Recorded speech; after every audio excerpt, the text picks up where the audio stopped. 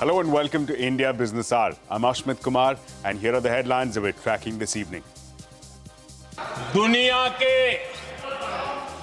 किसी भी नेता ने भारत के ऑपरेशन रोकने के लिए नहीं कहा. No world leader told India to stop Operation Sindoor, says Prime Minister Modi in Parliament. Also adds that the army was given a free hand and India achieved all its objectives from the mission. Alleges that the Congress party is spreading Pakistan's propaganda. The DGMO of India was told by the government of India to ask for a ceasefire at 1:35 at night itself, on the night of Operation Sindoor.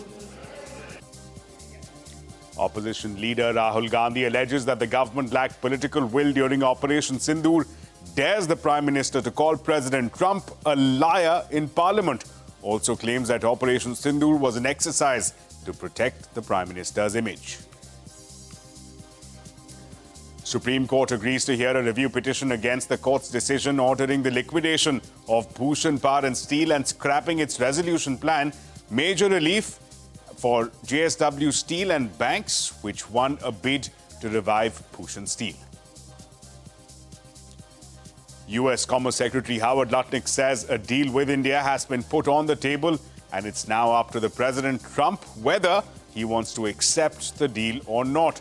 Trump has hinted at a blanket 15 to 20% tariff on countries yet to strike a trade deal with the U.S. as the August deadline approaches. United States and China continue negotiations to extend the truce and avoid escalating the trade war. Both nations likely to agree on extending the pause of higher tariffs by another 90 days. The talks could pave the way for a meeting between President Trump and President Xi later this year. L&T largely meets estimates in Q1. Order inflows remain healthy, but improvements in margin remain elusive. Asian Paints also meets the expectations, even as revenues contract marginally and profits decline by 6%. Aircraft maker Boeing trims its quarterly losses to $611 million. Revenue increases to nearly $23 billion. Boeing CEO says he's open to installing video cameras in the cockpits if regulators ask for it after the Air India Ahmedabad crash.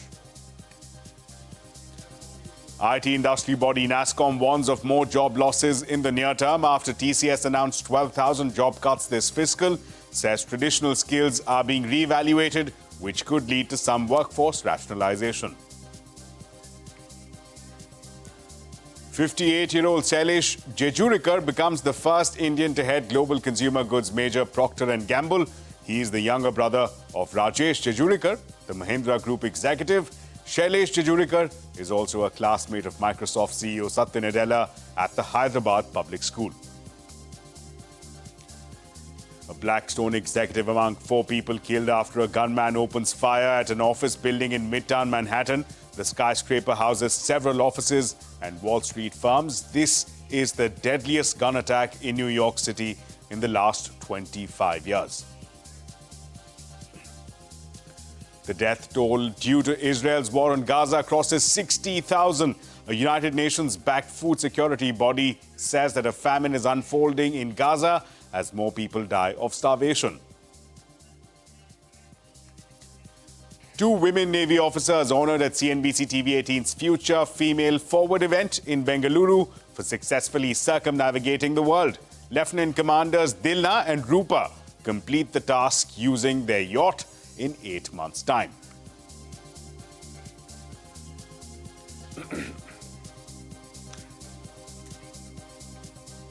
Well, the top story this hour. Prime Minister Modi led the government's response on the debate on Operation Sindoor. In a speech lasting over 100 minutes, the Prime Minister responded to opposition's allegations that the government lacked political will during Operation Sindoor. He said that the army had been given a free hand. He added that India had achieved 100% of its objectives. That's not all. Prime Minister Modi, without naming President Trump, asserted that no leader told India to stop Operation Sindoor. Earlier in the day, Lok Sabha's opposition leader and Congress MP Rahul Gandhi claimed that Operation Sindoor was an exercise to protect the Prime Minister's image. He challenged the Prime Minister to call US President Donald Trump a liar on the floor of the House. Donald Trump has said 29 times. 29 times he said, 29 बार उन्होंने बोला कि भैया मैंने cease fire करवाया। अगर दम है, अगर सचमुच में दम है, तो आज शाम यहां प्रधानमंत्री को कह देना चाहिए, Donald Trump is a liar, झूठ बोल रहा है Donald Trump. The man behind Pahalgam is a Pakistani general called General Munir, Chief of Army Staff. That man is having lunch with the President of the United States. He is sitting there. Our Prime Minister cannot go there. Mr. Trump is breaking all protocol, and he's inviting the man who has done terrorism in India to have lunch with him. Prime Minister hasn't said anything. दुनिया के किसी भी नेता ने भारत के operation रोकने के लिए नहीं कहा। 9 तारीख को रात को अमेरिका के उपराष्ट्रपति जी ने मुझसे बात करने का प्रयास किया। वो घंटे भर कोशिश कर रहे थे, लेकिन मेरी सेना के साथ मीटिंग चल रही थी, तो मैंने उनका फोन उठा नहीं पाया। बाद में मैंने उनको कॉल बैक किया। मैंने कहा कि आपका फोन था, 3-4 बार आपका फोन आ गया, क्या है? तो अमेरिका के उपराष्ट्रपति जी ने मुझे फोन पे बताया कि पाकिस्तान बहुत बड़ा हमला करने वाला है, ये उन्होंने मुझे बताया। मेरा जो जवाब था, जिनको समझ नहीं आता है उनको तो नहीं आएगा।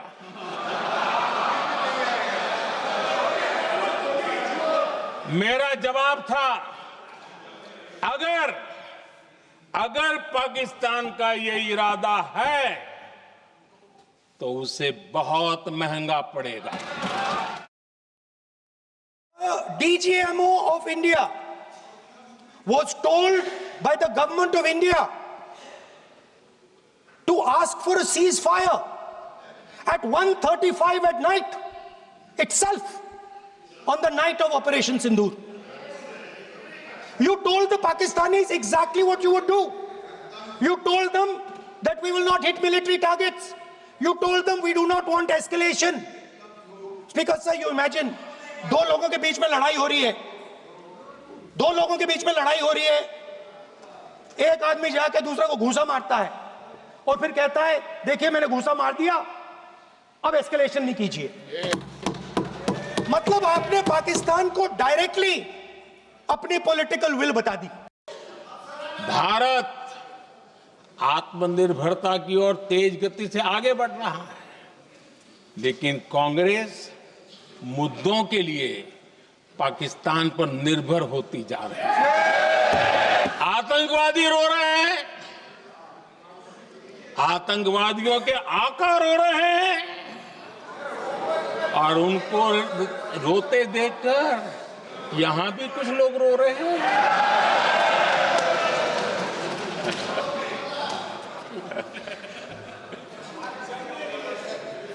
अब देखिए, सर्जिकल स्ट्राइक चल रही थी, उसके बाद उन्होंने एक खेल खेलने की कोशिश की, बात जमी नहीं। एयर स्ट्राइक हुई तो दूसरा खेल खेलने की कोशिश की, वो भी जमी नहीं। जब ये ऑपरेशन सिंदूर हुआ तो उन्होंने नया पैंतरा शुरू किया, और क्या शुरू किया? रोक क्यों दिया? पहले तो मानने को तैयार नहीं थे कि मुक्त करते, अब कहते रोक क्यों दिया? वाह रे बयान बहादुरों,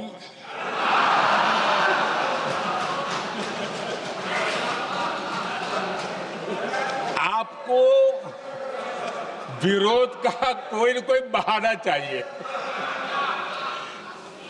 और इसलिए सिर्फ मैं नहीं, पूरा देश आप पर हंस रहा है।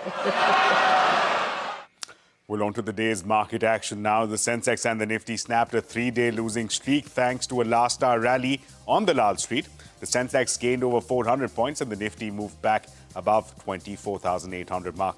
Mid-caps outperformed the blue chips with the index gaining over 450 points. The bank stocks underperformed the benchmarks. Now, IT industry body, that's NASSCOM, has warned of more job losses in the near term. This comes after a few days after IT major TCS announced 12,000 job cuts this fiscal. In a statement, NASSCOM has said that companies are pivoting towards product-aligned delivery models and that traditional skills are being reevaluated, which could lead to some workforce rationalization. NASSCOM also noted that the industry is at an inflection point with AI and automation becoming central to business operations. Now, JSW Steel and lenders today cleared a major legal hurdle in the Bhushan Power and Steel insolvency case. In a rare move, the Supreme Court has agreed to their application to hear the review petitions in an open court, allowing their lawyers to argue for overturning the top court's judgment. Now, review petitions are in most cases decided by the judges in their chambers without lawyers. Now, JSW Steel and banks will be able to argue their case against the Supreme Court decision that had scrapped JSW Steel's 19,700 crore rupee resolution plan. Bhushan Power and Steel was one of the original dirty dozen referred by the RBI for insolvency under the IBC. The NCLAT had approved the resolution plan in 2020, but in May of this year, the Supreme Court cited delays in implementing the resolution plan and directed for liquidation of Bhushan Power and Steel. It also asked for the banks to return over 19,000 crore rupees paid by JSW Steel under the resolution plan. The Supreme Court will now hear the review petitions filed by JSW Steel and the lenders on July 31st. Now, moving forward, with 2 days to go for the 1st of August deadline, trade talks between India and the United States continue to remain stalled. U.S. Secretary of Commerce Howard Lutnick has said that President Donald Trump wants completely open markets for American businesses. Speaking to CNBC, Lutnick added that the administration presented the trade deals to President Trump, and it's now up to him to decide whether he wants to agree to the terms or not. Now the price of a deal with the United States of America is black and white. Completely open markets. He wants to make sure that Americans can sell their goods overseas. He's tired of all those years where it was unfair and asymmetric against us. He wants to right the wrong of the last 80 years of trade policy, and he wants to do it now, and that's what he's doing. So, are there deals on the table for him to consider? Yes, but he knows that he can just set the rate and set the price and move on, and he said that over and over again. We put in front of him the deal, he sees the deal, and he decides, do I want to do a deal with India or I don't? Well, meanwhile, top officials from the US and China are in a huddle in Sweden's capital, Stockholm, for a second day of trade negotiations. Both nations agreed to a trade truce in the month of May for a 90-day period that expires on the 12th of August. The talks lasted nearly 5 hours yesterday. However, no public comments were made on this decision. Both sides could agree to another 90-day tariff pause. A one-on-one meeting between President Trump and President Xi has not been ruled out. Now, back home, Asian Paint's first quarter performance surpassed expectations on most parameters. The paint manufacturer's volume growth of nearly 4% was higher than estimates.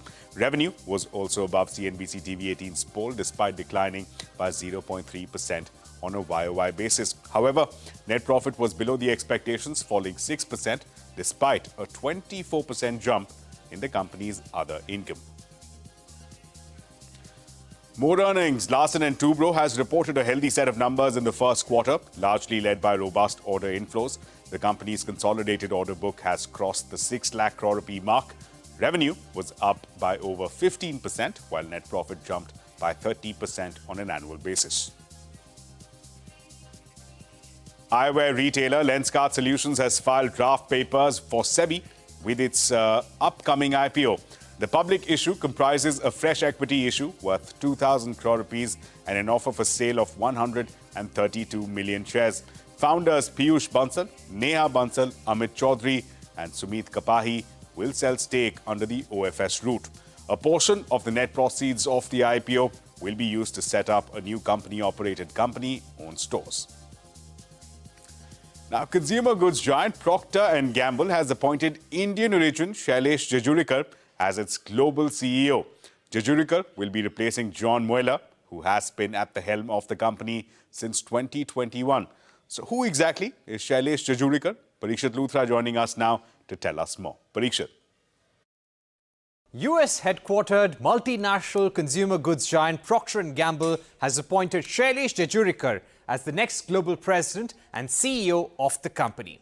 Shailesh would be taking over from P&G's current president and CEO John Mueller in January 2026. The 58-year-old joins a list of top Indian origin CEOs in the US like Sundar Pichai, Satya Nadella of Microsoft, Arvind Krishna of IBM, Shantanu Narayan of Adobe, Neil Mohan of YouTube, and Leena Nair of Chanel. He also completed his schooling at Hyderabad Public School, which is truly a CEO factory with a strong alumni list that boasts of Satya Nadella, Shantanu Narayan, World Bank President Ajay Banga, and now Shailesh Jejurikar. So who exactly is Shailesh Jejurikar?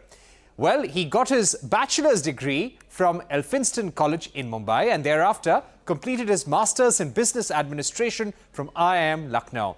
He joined P&G in 1989 right after his MBA.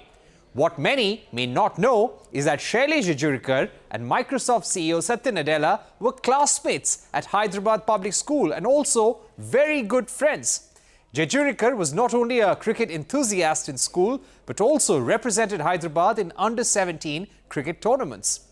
Shailesh's elder brother is none other than Rajesh Jejurikar, the executive director and CEO of Mahindra Group's auto and farm business. Someone who has worked across industries, including Voltas and Marico, over close to 4 decades. Both of them hail from a village called Jejuri near Pune. Speaking about his brother's elevation, Rajesh told CNBC TV18 that this was a proud moment for India and the family to see Shailesh being appointed as the CEO of P&G, which is among the top 25 most valuable companies in the world. End of quote. Jejurikar is someone who has worked across departments in P&G all his life, with stints in India, Kenya, Singapore and USA. And now he has risen through the ranks to take up the corner office in P&G. First of all, I am transitioning to the executive chairman role as of January 1st, but I'll remain an employee of the company in that role.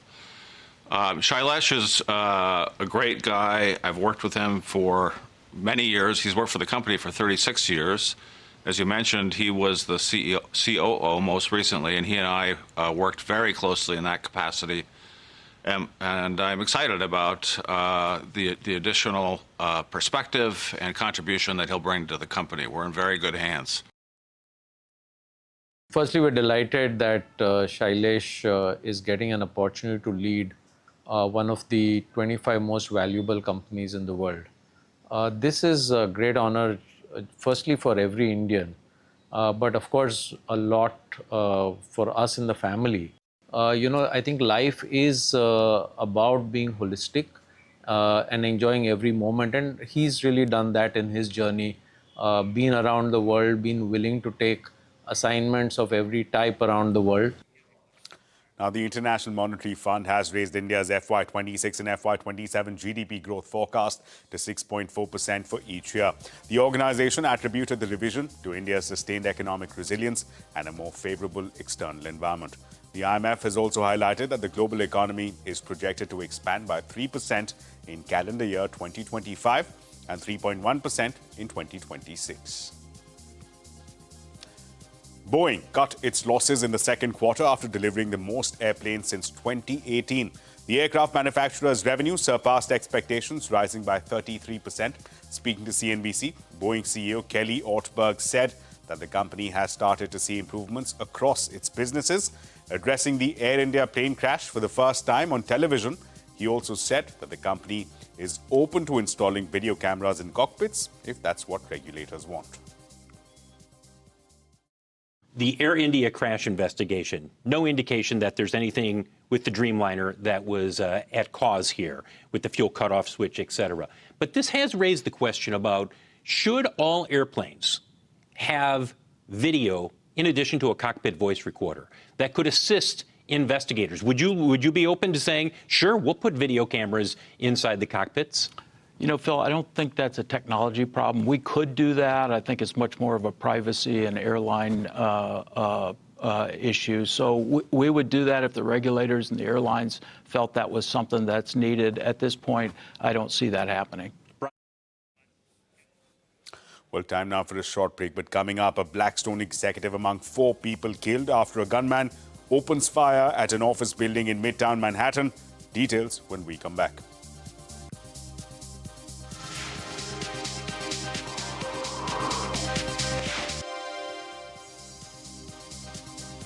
Welcome back. You're watching India Business Hour. Now, in international news, the death toll in Israel's war on Gaza has crossed 60,000. Forces have killed at least 92 Palestinians across Gaza, including 41 aid seekers. This is despite pauses in fighting to deliver essential humanitarian aid.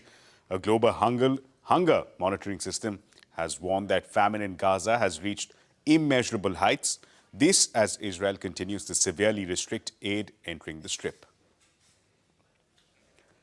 Russia launched an overnight assault on Ukraine, sending in 324 drones, 4 cruise missiles and 3 ballistic missiles across the country. Ukraine's Air Force said that it shot down 309 drones and 2 missiles. However, 15 drones and 2 missiles hit their targets in 3 locations. A Russian drone also hit a 25-story residential building in Ukraine's capital, Kyiv. Injured 8 people. Military commanders from Thailand and Cambodia held talks as calm returned to the disputed border. The commanders met at the border and agreed to maintain the ceasefire and stop any troop movement. This after Thailand accused Cambodia of violating the ceasefire early this morning. However, Cambodia has denied this charge, insisting that its troops have strictly abided by the ceasefire since midnight. A gunman killed at least 4 people, including a police officer in Midtown Manhattan in New York before shooting himself dead. The incident took place in a skyscraper that houses the headquarters of a private equity firm, Blackstone, and Professional American Football League, NFL. CNN has reported that a suicide note in the shooter's pocket expressed grievances with the NFL. In the note, the shooter said that he was battling a brain condition caused by playing American football in his youth.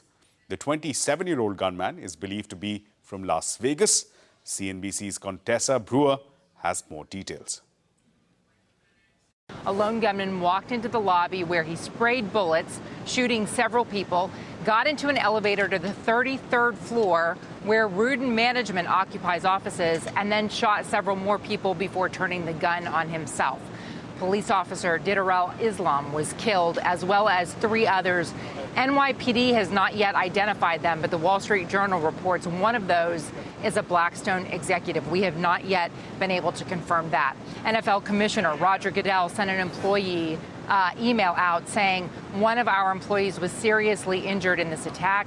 He's currently in the hospital and in stable condition. NFL staff are at the hospital, and we are supporting his family. Goodell adds that employees based in New York should work remotely tomorrow. The man, or today rather, the man identified by police as the shooter as 27-year-old Shane Tamura. He has a documented history of mental health problems. An NBC News investigative team reports that a note found at the scene, written by Tamura, questions whether his mental health issues were linked to CTE from playing high school football. Now, we're just 5 blocks from where United Health CEO Brian Thompson was gunned down last December. And of course, that sparked stringent reviews of corporate and executive security for many unrelated firms. This shooting is already doing the same. Roger Goodell told employees they should expect increased security when they do come back to this building. Well, before we wrap, 2 women Navy officers were honored at CNBC TV 18's Future Female Forward event in Bengaluru for successfully circumnavigating the world. Lieutenant Commanders Dilna and Rupa completed the task using their yacht in 8 months' time and spoke about their experience. Training together, going through the life and death situations, going through such challenging situations will actually help you to know the other person better. you know everything about the other person where you can't become enemies. So I know her very well, she knows me very well, and that is the success of this journey, where when I was not okay, she was there to take on, and when she was not okay, I was there to take on, and it was a teamwork, and that was the success of this. This was also one such journey where training for this itself was kind of intimidating, but that never stopped us. And there was no, like I was mentioning before, there was no guidebook of how to train yourself mentally to go through sleepless nights and where you're completely tired and there's no proper food, but you need to survive on freeze-dried food. But then that's when we realized that it was a choice, and an inspiring story, that one. But with that, it's a wrap on this edition of India Business Hour. Thank you so much for watching. The news and updates will continue right here on CNBC TV 18.